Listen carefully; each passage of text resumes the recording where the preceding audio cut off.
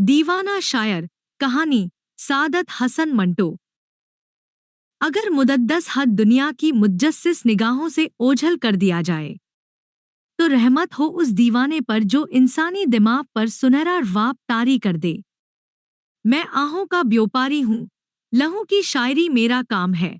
चमन की मांदा हवाओं अपने दामन समेट लो कि मेरे आतिशी गीत दबे हुए सीनों में एक तलातुम बर्पा करने वाले हैं। ये बेबाक नटमा दर्द की तरह उठा और बाढ़ की फिजा में चंद लम्हे थरथरा कर डूब गया। आवाज में एक किस्म की दीवानगी थी नाकाबिले बयान। मेरे जिस्म पर कपकपी तारी हो गई। मैंने आवाज की जुस्तजू में इधर उधर निगाहें उठाएं।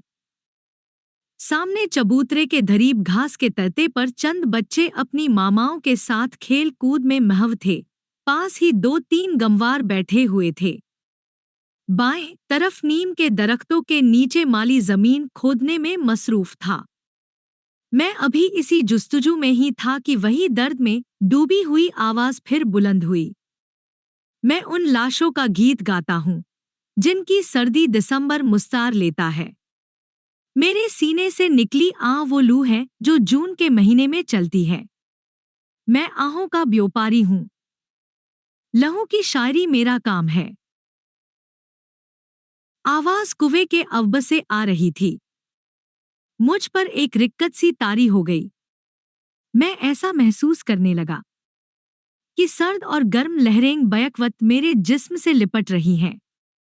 इस ख्याल ने मुझे किसी धदर खौफजदा कर दिया कि आवाज उस कुएं के दरीब से बुलंद हो रही है जिसमें आज से कुछ साल पहले लाशों का अंबार लगा हुआ था। इस ख्याल के साथ ही मेरे दिमाग में जलियांवाला बाग के ढूंढी हादसे की एक तस्वीर खिंच गई। थोड़ी देर के लिए मुझे ऐसा महसूस हुआ कि बाएं में फिजा गोलियों की सनसनाहट और भागते हुए लोगों की चीख पुकार से गूंज रही है। मैं लरस गया। अपने कांधों को जोर से झटका देकर और इस अमल से अपने खौफ को दूर करते हुए मैं उठा और कुएं का रुख किया। सारे बाट पर एक पुरस्कार खामोशी छाई हुई थी।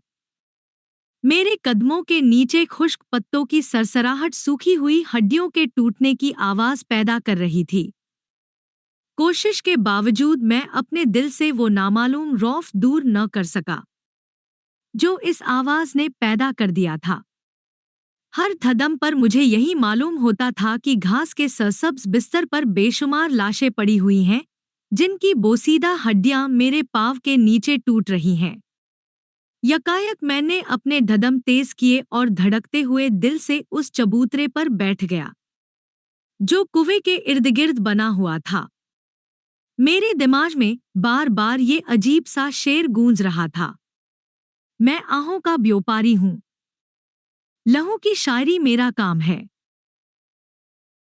कुएं के धरीब कोई मुतनफिस मौजूद न था। मेरे सामने छोटे फाटक की साथ वाली दीवार पर गोलियों के निशान थे। चौकोर जाली मुंदी हुई थी। मैं इन निशानों को 20 मर्तबा देख चुका था, मगर अब वो निशान जो मेरी निगाहों के ऐन बिलमुताबिल थे। 2 दूनी आंखें मालूम हो रहे थे जो दूर बहुत दूर किसी गैर मरई चीज को टिकटिकी लगाए देख रही हों। बिला इरादा मेरी निगाहें इन 2 चश्मनुमा सुराखों पर जम कर रह गईं। मैं उनकी तरफ मुख्तलिफ ख्यालात में खोया हुआ खुदा मालूम कितने अरसे तक देखता रहा कि दफतन पास वाली रविश पर किसी के भारी कदमों की चाप ने मुझे इस वाप से बेदार कर दिया। मैंने मुड़कर देखा, गुलाब की झाड़ियों से एक दराजवद आदमी सर झुकाए मेरी तरफ बढ़ रहा था। उसके दोनों हाथ उसके बड़े कोट की जेबों में ठुंसे हुए थे। चलते हुए वो ज़ेरेलब कुछ गुनगुना रहा था। कुएं के दरीब पहुंचकर वो यकायक ठटका और गर्दन उठाकर मेरी तरफ देखते हुए कहा, पानी पीऊंगा।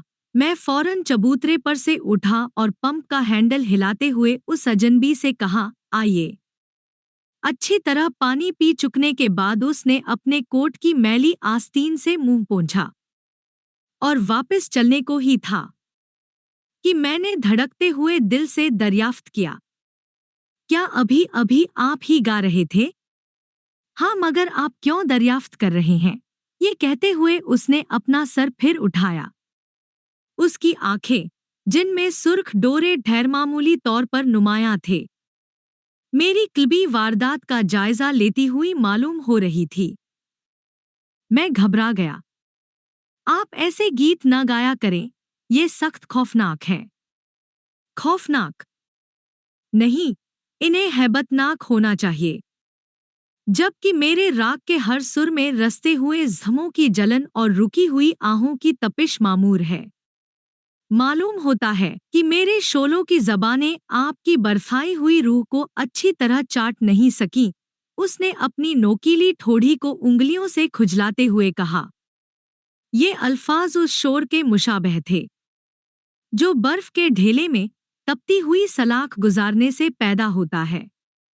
आप मुझे डरा रहे हैं।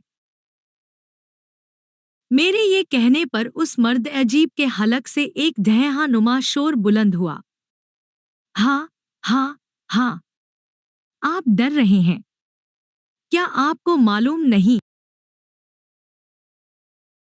कि आप इस वक्त उस मुंडेर पर खड़े हैं जो आज से कुछ अरसा पहले बेगुनाह इंसानों के बून से लिथड़ी हुई थी? ये हकीकत मेरी गुफ्तगू से ज्यादा वहशतलेज है। ये सुनकर मेरे थदम डगमगा गए। मैं वाकई भोनीन मुंडेर पर खड़ा था। मुझे तौफज़्ज़ा देखकर वो फिर बोला, थर्राई हुई रगों से बहा हुआ लहू कभी फना नहीं होता। इस धाक के जर्रे जर्रे में मुझे सुर्ख बूंदें तड़पती नजर आ रही हैं। आओ, तुम भी देखो। ये कहते हुए उसने अपनी नजरें जमीन में गाड़ दी। मैं कुएं पर से नीचे उतर आया और उसके पास खड़ा हो गया। मेरा दिल धक धक कर रहा था। दफ़ातन उसने अपना हाथ मेरे कंधे पर रखा और बड़े धीमे लहजे में कहा, मगर तुम इसे नहीं समझ सकोगे, ये बहुत मुश्किल है। मैं इसका मतलब बखूबी समझ रहा था। वो ढालिबन मुझे इस यूनी हादसे की याद दिला रहा था जो आज से 16 साल कबल इस बार में वाक़या हुआ था। इस हादसे के वक्त मेरी उम्र करीबन 5 साल की थी, इसलिए मेरे दिमाग में उसके बहुत धुंधले नुरूश बादी थे। लेकिन मुझे इतना ज़रूर मालूम था कि इस बात में अवाम के एक जलसे पर गोलियां बरसाई गई थी, जिसका नतीजा करीबन 2000 अमवात थी। मेरे दिल में उन लोगों का बहुत एहतिराम था जिन्होंने अपनी मादरेवतन और जज्बा आज़ादी की खातिर अपनी जानें कुर्बान कर दी थी। बस इस एहतिराम के अलावा मेरे दिल में हादसे के मुतल्लिक और कोई ढास जज्बा न था। मगर आज इस मर्द की अजीब गुफ्तगू ने मेरे सीने में एक हैजान सा बर्पा कर दिया। मैं ऐसा महसूस करने लगा कि गोलियां तड़ातड़ बरस रही हैं और बहुत से लोग वहशत के मारे इधर उधर भागते हुए एक दूसरे पर गिरकर मर रहे हैं। इस असर के तहत मैं चिल्ला उठा, मैं समझता हूँ, मैं सब कुछ समझता हूँ। मौत भयानक है, मगर जुल्म इससे कहीं खौफनाक और भयानक है। ये कहते हुए मुझे ऐसा महसूस हुआ कि मैंने सब कुछ कह डाला है और मेरा सीना बिल्कुल ढाली रह गया है। मुझ पर एक मुर्दनी सी छा गई। गैर इरादी तौर पर मैंने उस शख्स के कोट को पकड़ लिया और थराई हुई आवाज में कहा, आप कौन हैं? आप कौन हैं? आहों का व्यापारी, एक दीवाना शायर। आहों का व्यापारी, दीवाना शायर, उसके अल्फाज जेरे लब गुनगुनाते हुए मैं कुएं के चबूतरे पर बैठ गया। उस वक्त मेरे दिमाग में इस दीवाने शायर का गीत गूंज रहा था। थोड़ी देर के बाद मैंने अपना झुका हुआ सर उठाया। सामने सपीदे के दो दरख्त हैबतनाक देवों की तरह अंगड़ाइयां ले रहे थे।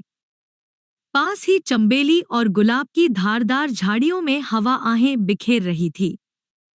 दीवाना शायर खामोश खड़ा सामने वाली दीवार की एक खिड़की पर निगाहें जमाए हुए था। शाम के ढाकिस्तरी धुंधलके में वो एक साया सा मालूम हो रहा था। कुछ देर खामोश रहने के बाद वो अपने खुश्क बालों को उंगलियों से कंघी करते हुए गुनगुनाया, आह!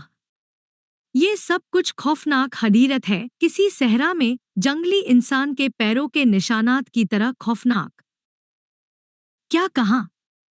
मैं इन अल्फाज को अच्छी तरह सुन ना सका था, जो उसने मुंह ही मुंह में अदा किए थे। कुछ भी नहीं, ये कहते हुए वो मेरे पास आकर चबूतरे पर बैठ गया। मगर आप गुनगुना रहे थे, इस पर उसने अपनी आंखें एक अजीब अंदाज में सुकेड़ी और हाथों को आपस में जोर जोर से मलते हुए कहा, सीने में कैद किए हुए अल्फाज बाहर निकलने के लिए मुस्तरिब होते हैं। अपने आप से बोलना उस उलूहियत से गुफ्तगू करना है जो हमारे दिल की पहनाइयों में मस्तूर होती है। फिर साथ ही गुफ्तगू का रुख बदलते हुए, क्या आपने इस खिड़की को देखा है? उसने अपनी उंगली उस खिड़की की तरफ उठाई जिसे वो चंद लम्हा पहले टिकटिकी बांधे देख रहा था। मैंने उस जानिब देखा। छोटी सी खिड़की थी जो सामने दीवार की धंसता ईंटों में सोई मालूम होती थी। ये खिड़की जिसका डंडा नीचे लटक रहा है, मैंने उससे कहा। हाँ, यही, जिसका एक डंडा नीचे लटक रहा है। क्या तुम इस पर उस मासूम लड़की के रून के छींटे नहीं देख रहे हो, जिसको सिर्फ इसलिए हलाक किया गया था कि तरक्श-ए-इस्तिबदाद को अपने तीरों की लुव्वत परवाज़ का इम्तिहान लेना था? मेरे अजीज, तुम्हारी इस बहन का नून जरूर रंग लाएगा मेरे गीतों के जीरोबम में।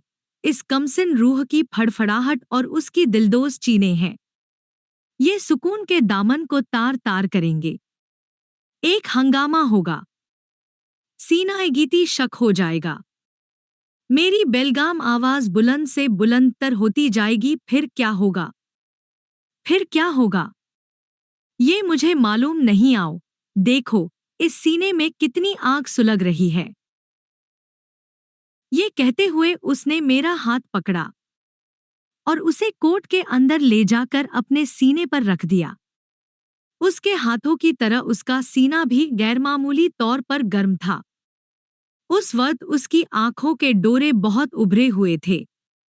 मैंने अपना हाथ हटा लिया और कांपती हुई आवाज में कहा, आप अलील हैं। क्या मैं आपको घर छोड़ आऊं? नहीं मेरे अजीज, मैं अलील नहीं हूं। उसने जोर से अपने सर को हिलाया। ये इंतजाम है जो मेरे अंदर गर्म सांस ले रहा है। मैं इस दबी हुई आग को अपने गीतों के दामन से हवा दे रहा हूं कि ये शोलों में तब्दील हो जाए। ये दुरुस्त है, मगर आपकी तबीयत वादियातन खराब है। आपके हाथ बहुत गर्म हैं। इस सर्दी में आपको ज्यादा बुढ़ार हो जाने का अंदेशा है। उसके हाथों की ढेरमामूली गर्मी और आंखों में उभरे हुए सुरर डोरे साफ तौर पर जाहिर कर रहे थे कि उसे काफी बुढ़ार है। उसने मेरे कहने की कोई परवाह न की और जेबों में हाथ ठोंस कर मेरी तरफ बड़े गौर से देखते हुए कहा, ये मुमकिन हो सकता है कि लकड़ी जले और धुआं न दे मेरे अजीज। इन आंखों ने ऐसा समा देखा है कि उन्हें उबल कर बाहर आना चाहिए था। क्या कह रहे थे कि मैं अलील हूँ? हाँ हाँ हाँ, अलालत काश कि सब लोग मेरी तरह अलील होते जाइए। आप ऐसे नाजुक मिजाज मेरी आहों के दरीदार नहीं हो सकते। मगर मगर वगर कुछ नहीं, वो दफतन जोश में चिल्लाने लगा। इंसानियत के बाजार में सिर्फ तुम लोग बाधी रह गए हो, जो खोखले दहे हों और फीके तबस्सुमों के दरीदार हो। एक जमाने से तुम्हारे मजलूम भाइयों और बहनों की फलक शिगाफ चीने तुम्हारे कानों से टकरा रही है, मगर तुम्हारी ड्वाबीदा समात में इर्तियाश पैदा नहीं हुआ। आओ, अपनी रूहों को मेरी आहों की आंच दो, ये उन्हें हसास बना देगी। मैं उसकी गुफ्तगू को टौर से सुन रहा था। मैं हैरान था कि वो चाहता क्या है और उसके ख्यालात इस नदर परेशान व मुस्तरिब क्यों हैं। बेशतर औकात एक अजीब किस्म की दीवानगी थी।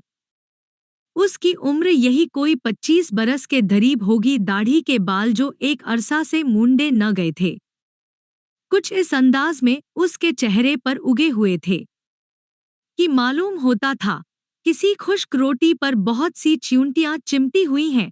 गाल अंदर को पिचके हुए, माथा बाहर की तरफ उभरा हुआ, नाक नोकीली, आंखें बड़ी जिनसे वहशत टपकती थी, सर पर खुश्क और थाक आलूदा बालों का एक हुजूम। बड़े से भूरे कोट में वो वाकई शायर मालूम हो रहा था, एक दीवाना शायर, जैसा कि उसने खुद इस नाम से अपने आप को मुतारिफ कराया था।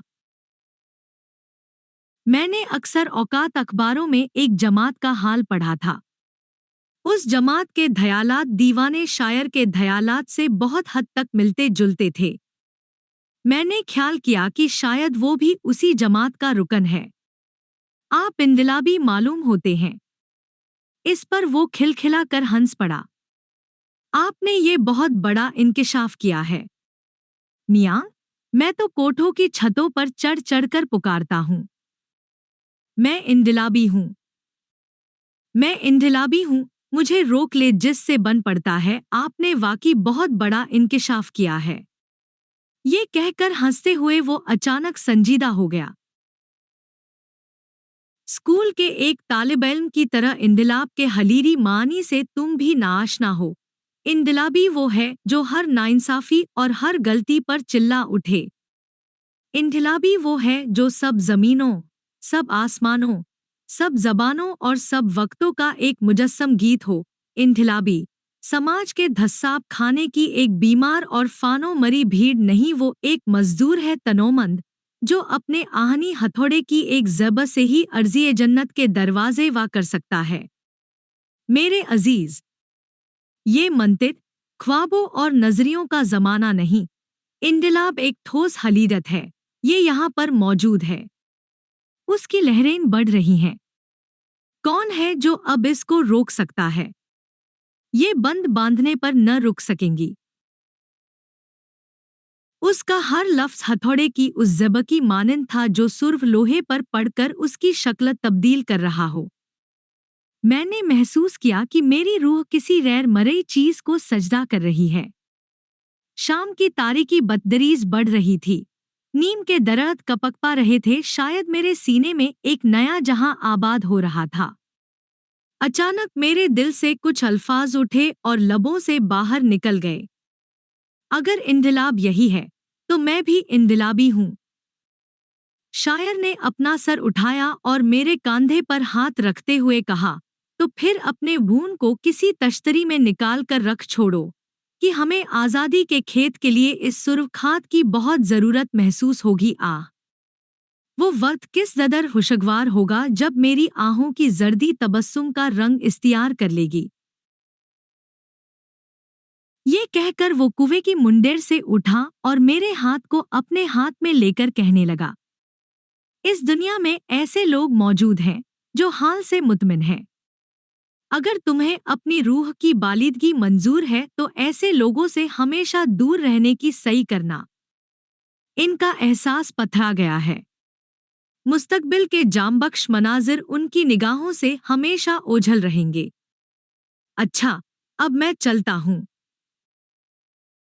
उसने बड़े प्यार से मेरा हाथ दबाया और पेशतर इसके कि मैं उससे कोई और बात करता वो लंबे कदम उठाता हुआ झाड़ियों के झुंड में गायब हो गया। बाल की फिजा पर खामोशी तारी थी। मैं सर झुकाए हुए खुदा मालूम कितना अरसा अपने ख्यालात में गिरक रहा कि अचानक उस शायर की आवाज़ रात की रानी की दिलनवाज खुशबू में घुली हुई मेरे कानों तक पहुंची। वो बाढ़ के दूसरे गोशे में गा रहा था, जमीन सितारों की तरफ ललचाई हुई नजरों से देख रही है। उठो और इन नगीनों को उसके नंगे सीने पर जड़ दो। घाओ, खोदो, चपरो, मारवा। मैं आहों का व्यापारी हूँ। नई दुनिया के मेमारो, क्या तुम्हारे बाजुओं में कुव्वत नहीं है?